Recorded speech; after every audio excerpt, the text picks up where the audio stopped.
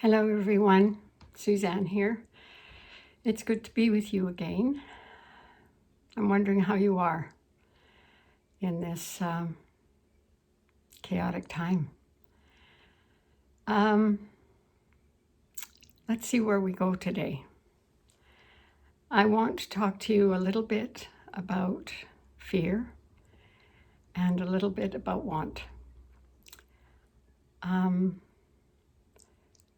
There is a lot of struggling happening. People are suffering.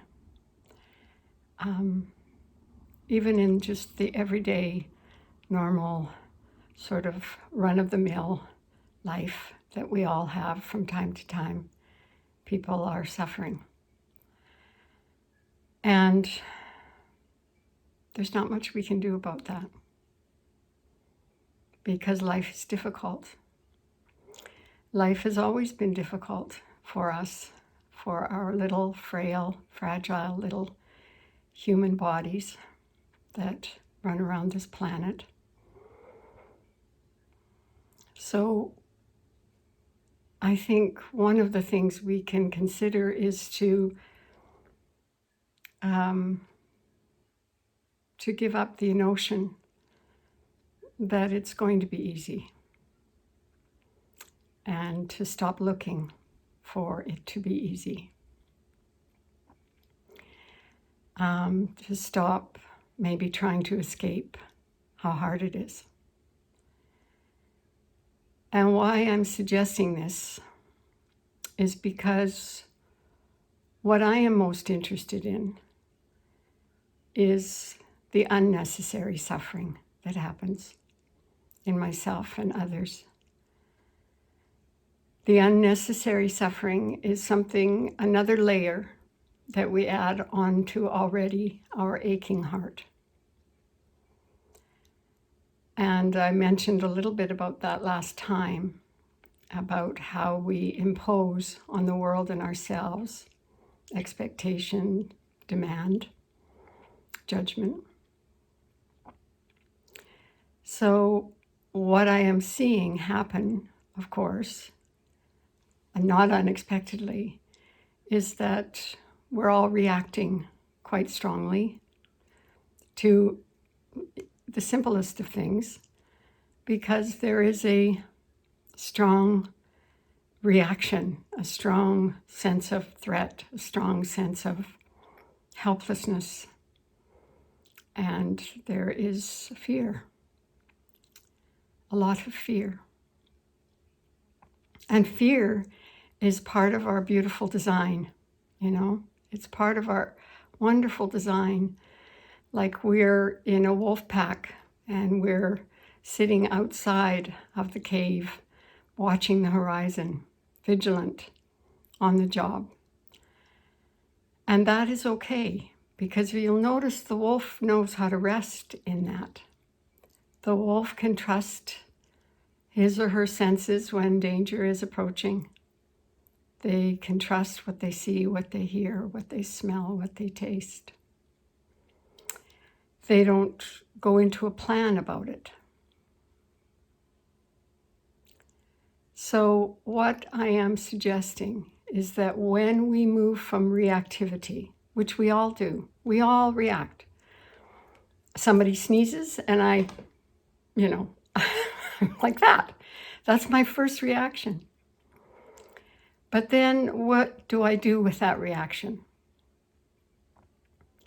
Do I close myself off? Do I go on the attack, like, whatever? You're wrong because you sneezed. You're bad because you sneezed. You're dangerous because you sneezed.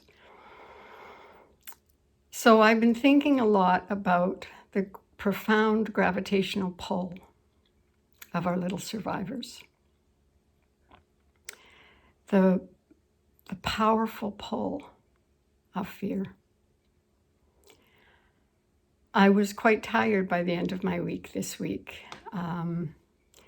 There's a lot of trauma out there happening, and I'm pretty good at holding myself, but I was tired, and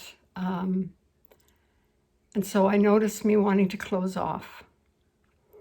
So I asked myself when I woke up this morning, what do I want? And then as I was finishing my walk with my dog, I noticed there was a neighbor down at the end of the street.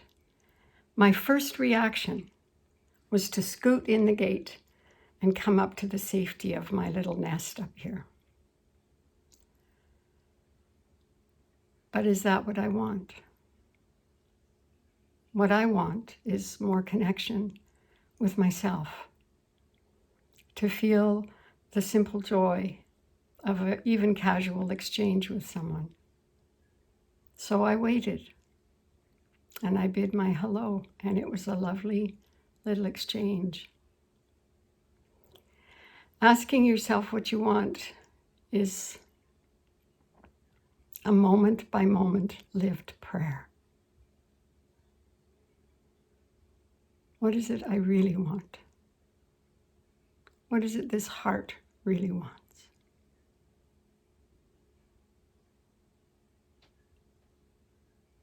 That is the only thing, and it is exponentially more intelligent and more powerful than our fear.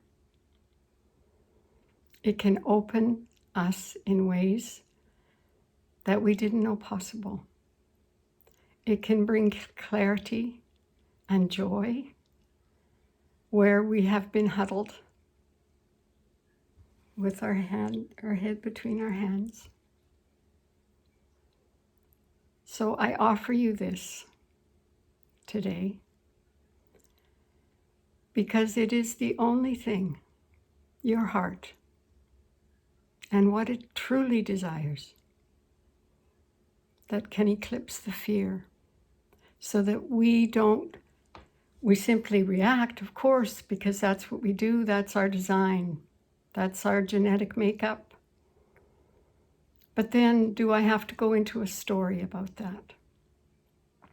Do I have to believe that there's actually anything fearful happening right now? Is there anything threatening about my neighbor walking down the street? And do I need to endorse that? Because the further I go into that rabbit hole, the more I identify with the fear. And the more I identify with the fear, the more I take a position. And the more I take a position, the more I have to be right. Because rightness comes with a certain false empowerment. It also excludes others who don't agree with me. It actually excludes myself from being open in my own heart, in my own being, receptive, aware, listening, smelling, tasting, just like the wolf as it sits and watches the horizon. So let us sit and watch the horizon together, my friends. Let us smell the air, taste, see, hear.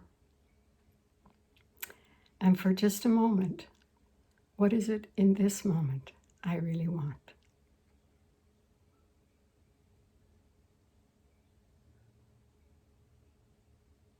Take good care. Let me know how it goes. Bye for now.